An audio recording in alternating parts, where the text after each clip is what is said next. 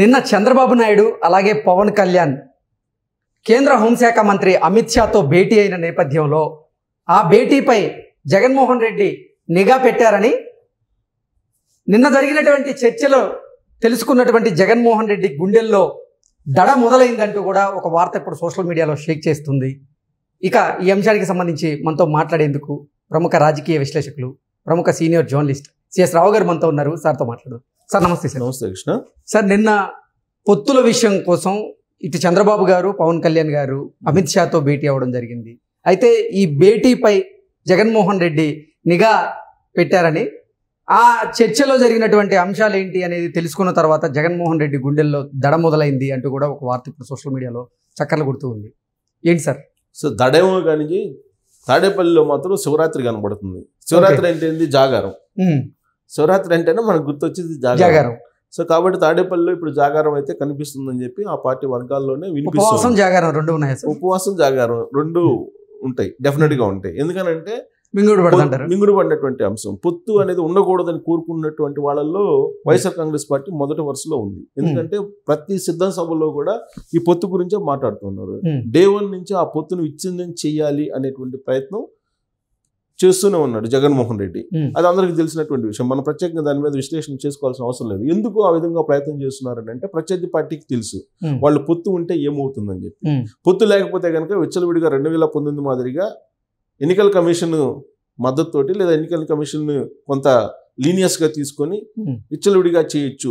పైగా ఇప్పుడు రాష్ట్రంలో అధికారంలో ఉంది వైఎస్ఆర్ కాంగ్రెస్ పార్టీ. 2014లో అధికారంలో లేదు, ప్రతిపక్షంలో ఉంది. ప్రతిపక్షంలో ఉన్నప్పుడు కేంద్రం నుంచి మద్దతుతోటి 2019లో ఏం చేశారు వైఎస్ఆర్ కాంగ్రెస్ పార్టీ, అలాగే బీఆర్ఎస్ పార్టీ, బీజేపీ మూడు కలిసి అనేది ఆంధ్రప్రదేశ్ ప్రజలకు బాగా తెలుసు. అలాంటి సిచ్యువేషన్ క్రియేట్ చేయడానికి అవకాశం ఉండదు పొత్తు కుదిరితే. ఓకే, అందుకని చెప్పి పొత్తు ఉండకూడదని చెప్పి కోరుకుంటున్నటువంటి వాళ్ళలో వైఎస్ఆర్ కాంగ్రెస్ పార్టీ మొదట ఉంటుంది, జగన్మోహన్ రెడ్డి మొదట ఉంటాడు. వన్స్ పొత్తు కన్ఫర్మ్ అయ్యింది అని అంటే ఆ రోజు నుంచి తాడేపల్లికి తాళం పడినట్టే. తాడేపల్లికి ఇంకా మొత్తం చేతులు కట్టేసినట్టు అవుతుంది. ఇప్పటి వరకు ఏంటి విచ్చలవిడిగా చేస్తున్నారు. ఇప్పుడు సపోజ్ ఉదాహరణ తీసుకుంటే రోజా నిన్న మొత్తం గిఫ్ట్లు పంచుతా దొరికిపోయారు. ఫోటోలతో సహా బయటకు వచ్చినాయి. చీర సారీలు అన్ని పంచుతా, గాజులు, చీరలు, చార్లు, తర్వాత దాంట్లో డబ్బులు అన్ని పంచుతా దొరికిపోయారు. తర్వాత ఎమ్మెల్యేలు అనేక మంది ఈ మధ్య కాలంలో తాయిలాలు పంచుతూ దొరికిపోయారు. తర్వాత జగన్మోహన్ రెడ్డి ఇప్పుడు అధికార కార్యక్రమాలకి పార్టీ కార్యక్రమాలకి వ్యత్యాసం లేకుండా ప్రజాధనాన్ని ఖర్చు పెడుతూ ప్రజల సొమ్ముతోటే ప్రచారం చేసుకుంటున్నాడు. ఇవన్నీ సాగు. పొత్తు కన్ఫర్మ్ అయిన మరుక్షణం నుంచి ఇవన్నీ సాగు. జగన్మోహన్ రెడ్డి మెడ మీద ఈసీ కత్తిపడిద్ది. అప్పుడు అసలు తాడేపల్లి నుంచి బయటకు వచ్చే పరిస్థితులు కూడా ఉండవు. విచ్చలవిడిగా వాలంటీర్లతో డబ్బులు పంచడం, లేదంటే పథకాలు పంచడం, లేదా ఈకేవైసీ చేయించడాలు ఇవన్నీ కుదరవు. ఈ ఎత్తుగడలన్నీ ఆగిపోతాయి, ఫుల్ స్టాప్ పడతాయి. దీంతో ఓడిపోయటానికి 100% ముందే ఎన్నికల ముందే తెలిసిపోతుంది. అందుకని అసలు రాత్రి ఏం జరిగింది అనే దాని మీద ఆయన కాన్సన్ట్రేషన్ చేసి తనకున్నటువంటి నిఘా వర్గాలు, వేగులు వీళ్ళు ఉంటారు కదా, ఏ పార్టీకైనా ఉంటారు వేగులు కొంతమంది. ఇప్పుడు ఢిల్లీలో ఆల్రెడీ ఉన్నారు కొంతమంది వేగులు. వాళ్ళ ద్వారా ఇప్పుడు అక్కడ ఏం జరుగుతుంది, అసలు చంద్రబాబు నాయుడు వచ్చాడు, పవన్ కళ్యాణ్ వచ్చాడు, వాళ్ళు ఏ టైంలో అమిత్ షా దగ్గరికి వెళ్ళారు, ఎంతసేపు మాట్లాడుకున్నారు, దాని ఇన్పుట్స్ ఏంటి, వీటన్నిటి మీద సమాచారాన్ని సేకరించుకునేటువంటి ప్రయత్నం సహజంగా ఏ పార్టీ అయినా చేస్తుంది. జగన్మోహన్ రెడ్డి కొద్దిగా హుషారుగా చేస్తుంటారు. ఎందుకంటే అధికారం ఉంది కాబట్టి. అధికారం ఉంది, తర్వాత నెట్వర్క్ ఉంది, తర్వాత అక్కడ బలమైనటువంటి మీడియా ఉంది చేతిలో, తర్వాత మీడియా వర్గాలు ఉన్నాయి. జాతీయ మీడియాలో కూడా ఆయనకి బాగా ప్యాకేజీలు ఇచ్చారని చెప్పి ఆధారాలతో సహా తెలుగుదేశం బయట పెట్టింది కదా. సో జాతీయ మీడియా కూడా ఆయనకు మద్దతు ఉంది కాబట్టి వీలున్నంత వరకు పొత్తుని ఏ విధంగా విచ్ఛిన్నం చేయాలనేది జాగారం చేసి రాత్రంతా కూడా ఆయన ఇన్పుట్స్ తీసుకున్నారని చెప్పేసి తాడేపల్లి వర్గాల్లోనే వినిపిస్తుంది. ఎందుకు అర్ధరాత్రి అంటున్నానంటే ఆల్రెడీ 10:30కో ఏమో అమిత్ షాని కలిశారు ఎవరు, చంద్రబాబు నాయుడు అలాగే పవన్ కళ్యాణ్. దాదాపు 1:30 పైగా వాళ్ళ మధ్య చర్చలు జరిగినట్టు మనకు సమాచారం అందుతుంది. సో 1:30 పైన ఆల్మోస్ట్ 12 అయింటుంది. అక్కడే 12 అయింటుంది. అర్ధరాత్రి 12 దాకా వాళ్ళ మధ్య చర్చలు జరిగినాయి. సో ఈ అర్ధరాత్రి ఆ చర్చలన్నీ ముగిసి మళ్ళీ ఇన్పుట్స్ వచ్చేటప్పటికి తాడేపల్లికి ఇక్కడ కూడా జాగారం అయి ఉంటుంది. రైతులు మొత్తం నిద్ర లేకుండా గడిపి ఉంటారు ఖచ్చితంగా. అంటే ఎప్పటికప్పుడు అక్కడ ఏం జరుగుతుందని తెలుసుకోవాలి కదా. తెలుసుకునేటువంటి ఒక కుతూహలం అయితే ఉంటుంది కదా. సో దాన్ని తెలుసుకోవడానికి ఇక్కడ తాడేపల్లిలో జాగారం చేశారు. తాడేపల్లిలో శివరాత్రి ముందు రోజే శివరాత్రి జాగారం చేసేసారు వాళ్ళు. శివరాత్రి రోజు జాగారం అయిపోయింది. సో ఇప్పుడు అసలు అక్కడ ఏం జరిగింది అనేది మనం కనుక ఆలోచిస్తే చంద్రబాబు నాయుడు అయితే జనరల్గా ఆయన 40 సంవత్సరాల అనుభవం కలిగినటువంటి రాజకీయవేత్త. ఆయన ఆషామాషగా పొత్తు అనేది చెడిపోవాలి, చెడగొట్టుకోవాలి అయితే అనుకోరు. ఏదో రకంగా మధ్య మార్గంగా ఆ పొత్తుని సక్సెస్ చేసుకోవాలి అనుకుంటారు. ఆ పొత్తు ఉంటే వచ్చేటువంటి బెనిఫిట్స్ ఏందనేది ఆయనకి తెలుసు. ప్లస్ జగన్మోహన్ రెడ్డిని గద్దెను ఏ విధంగా దింపాలి అనే దాంట్లో ఆప్షన్స్ కనుక తీసుకుంటే కనుక బీజేపీతో పొత్తు ఉండాలి అనేటువంటి ఒక ఆప్షన్ కనిపిస్తూ ఉంది. కేవలం నైతిక మద్దతు కోసం, అంతకు మించి బీజేపీ వల్ల తెలుగుదేశం పార్టీకి కానీ జనసేనకు కానీ ఒక్క ఓటు కూడా అదనంగా వచ్చేటువంటి అవకాశం లేదని చెప్పి సర్వేలు చెప్తున్నాయి. కేవలం నైతిక మద్దతు కోసం మాత్రమే బీజేపీతో పొత్తు పెట్టుకోవాలని చెప్పి చంద్రబాబు నాయుడు అడుగులు వేస్తున్నారు. ఇలాంటి సందర్భంలో అంత దూరం వెళ్ళిన తర్వాత దాన్ని తెగ్గొట్టుకొని చంద్రబాబు నాయుడు వచ్చేస్తాడని చెప్పేసి అనుకోవడానికి లేదు. అంత ఈజీగా తెగ్గొట్టుకుంటాడు పొత్తు అనేది. అంత అడ్డగోలుగా తెగ్గొట్టుకోవాలని కూడా బీజేపీ అనుకుంటుందని నేనైతే అనుకోను. ఎందుకంటే తెలుగుదేశం పార్టీతో పొత్తులు లేనందువల్ల వాళ్ళకి నష్టమే తప్పితే లాభం వచ్చేటువంటి అవకాశం లేదు. అంటే జగన్మోహన్ రెడ్డికి ఒకవేళ పాజిటివ్ సంకేతాలు కనుక ఉంటే ఏదన్నా అంటే ఆయనకి ఏదన్నా ఒక 10, 8 వస్తాయని చెప్పి సర్వేలు కనుక చెప్తూ ఉంటే తెలుగుదేశం పార్టీని వదులుకునేటువంటి అవకాశం ఉంది బీజేపీ.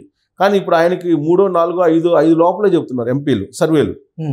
కాబట్టి ఎక్కువగా ఎంపీలు వచ్చే తెలుగుదేశం పార్టీని వదిలిపెట్టుకొని వైఎస్ఆర్ కాంగ్రెస్ పార్టీ వైపు అయితే వెళ్ళడు కదా, వెళ్ళే అవకాశం లేదు బీజేపీ.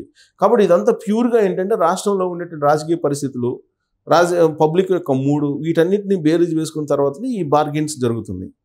సో ఎవరితోటి బెనిఫిట్ అని అంటే ఇప్పుడు ఒకవేళ చంద్రబాబు నాయుడు వదులుకుంటే బీజేపీ రాబోయేటువంటి రోజుల్లో ఒకవేళ కనుక ఇండియా కూటమి వస్తే, ఇండియా కూటమి కనుక అధికారంలోకి వస్తే, లేదంటే వీళ్ళు అనుకున్నట్టు కనుక ఎంపీలు రాకపోతే పరిస్థితి, అప్పుడు చంద్రబాబు నాయుడు వల్ల ప్రమాదం ఉంది ఢిల్లీ స్థాయిలో ఎవరికి, బీజేపీకి. కాబట్టి చంద్రబాబు నాయుడు అంత ఈజీగా బీజేపీ వదులుకోదు, అలాగే చంద్రబాబు నాయుడు కూడా బీజేపీని వదులుకోదు. ఈ విషయం జగన్మోహన్ రెడ్డికి తెలుసు. అయినప్పటికీ కూడా బీజేపీని దూరంగా పెట్టాలి, ఒకవేళ పోతే తెలుగుదేశం పార్టీ జనసేన కలిసి వెళ్ళినా కానీ ఇబ్బంది లేదు, బీజేపీని కనుక పొత్తులో లేకుండా చేస్తే ఢిల్లీ నుంచి సపోర్టు తనకుంటుంది, తనకు లేకపోయినా అట్లీస్ట్ సహకారం లేకపోయినా కానీ తటస్థంగా వ్యవహరిస్తుంది ఢిల్లీలో ఉండేటువంటి గవర్నమెంట్, లేదా ఈసీ కూడా తటస్థంగా వ్యవహరిస్తుంది అనేటువంటి ఆలోచన జగన్మోహన్ రెడ్డికి ఉంటుంది, ఆందోళన కూడా ఉంది. అటు కాకుండా బీజేపీ అలయన్స్ కూటమి అయిన మరుక్షణం నుంచి ఈయన తాడేపల్లికి మామూలుగా తాట రేగే అవకాశం ఉంది. అందుకని భయపడుతూ ఉన్నారు, ఆందోళన చెందుతున్నారు జగన్మోహన్ రెడ్డి. అందుకే ప్రతి క్షణం కూడా అక్కడ నిఘా ద్వారా అక్కడ ఏం జరుగుతుంది అనే దాని మీద సమాచారం రాబట్టి వీలుంటే వాళ్ళిద్దరి మధ్య ఏదైనా గ్యాప్ వస్తే ఆ గ్యాప్ను మరింత పెంచేటువంటి ప్రయత్నం చేయడానికి అర్ధరాత్రి వేళ ఆయన నిఘా వర్గాల ద్వారా సమాచారాన్ని ఎప్పటికప్పుడు సేకరించుకుంటున్నారు, వేగుల సమాచారాన్ని.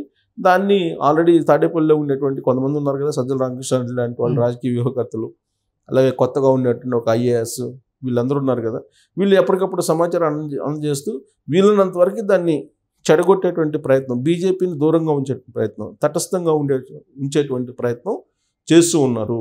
ఒకవేళ బీజేపీ విడిగా పోటీ చేసినందువల్ల, విడిగా పోటీ చేస్తే కనుక వైఎస్ఆర్ కాంగ్రెస్ పార్టీకి లాభం ఉంటుంది అనేటువంటి వ్యవహారం వాళ్ళకు ఉంది, వీళ్ళకి కూడా ఉంది. అది ఎన్నికల పరంగా చూస్తే తెలుగుదేశం పార్టీకి కూడా లాభమే బీజేపీని దూరంగా పెడితే.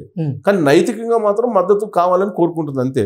ఓట్ల పరంగా బీజేపీ వాళ్ళు ఒరిగేది ఏం లేదు తెలుగుదేశం పార్టీ జనసేనకి. వైసీపీకి ఒక రకంగా చెప్పాలంటే ఈ కూటమి ఉంటే ఇంకో రకంగా బెనిఫిట్ అవుతుంది వైసీపీకి ఓట్ల పరంగా, కానీ నైతికంగా వాళ్ళకి చాలా ప్రమాదం ఏర్పడుతుంది. సో నైతికంగా మద్దతు లేకపోతే ఏం జరుగుతుంది అనేది 2019లో చూశారు జగన్మోహన్ రెడ్డి, డైరెక్ట్గా చూశాడు.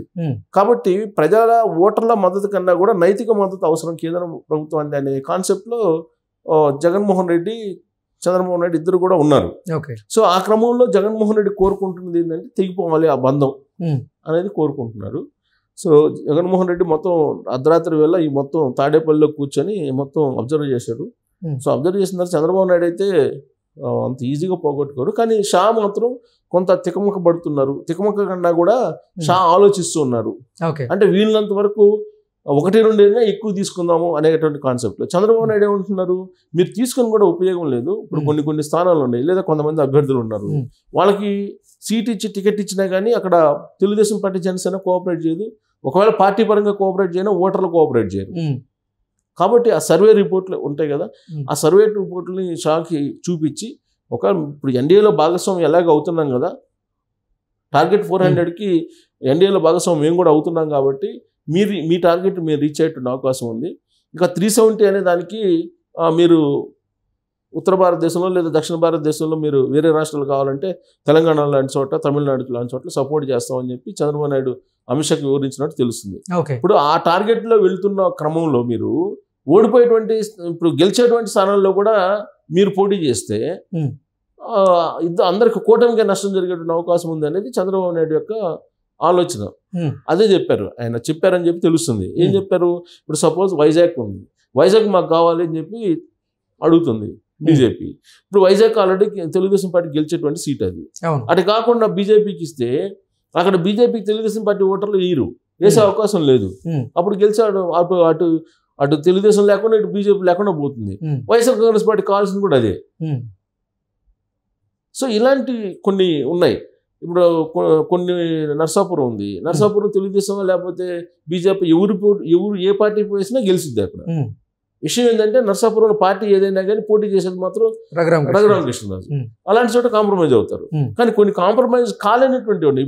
విజయవాడ ఉంది, విజయవాడ పక్కా తెలుగుదేశం పార్టీ సీట్ అది, అక్కడ కూడా బీజేపీ కావాలన్నప్పుడు ఇవ్వలేరు. ఒకవేళ బీజేపీ పోటీ చేస్తే వైఎస్ఆర్ కాంగ్రెస్ పార్టీ అడ్వాంటేజ్ అయ్యేటువంటి అవకాశం. సో ఇలాంటి చర్చలు అమిత్ షా చంద్రబాబు మధ్య జరిగాయి అని చెప్పి తెలుస్తుంది. కొంచెం ఆ ఎక్స్ప్లెనేషన్ ఇచ్చిన తర్వాత కొంచెం తికమక పడుతున్నాడు అమిత్ షా అనేది ఒకటి వినిపిస్తుంది. సో దాంతో ఈ అర్ధరాత్రి జరిగినటువంటి ఈ చర్చలు, సీట్ల షేరింగ్ సంబంధించినటువంటి అంశం ఒక స్పష్టత రాలేదు అనేది తాడేపల్లికి తెలిసిన తర్వాత ప్రశాంతంగా అర్ధరాత్రి తర్వాత నిద్రపోయారు తాడేపల్లిలో ఉండేటువంటి జనం. తాడేపల్లిలో ఉన్నటువంటి వాళ్ళు ఒక కోటరీల్లో ప్రశాంత వాతావరణం నెలకొంది.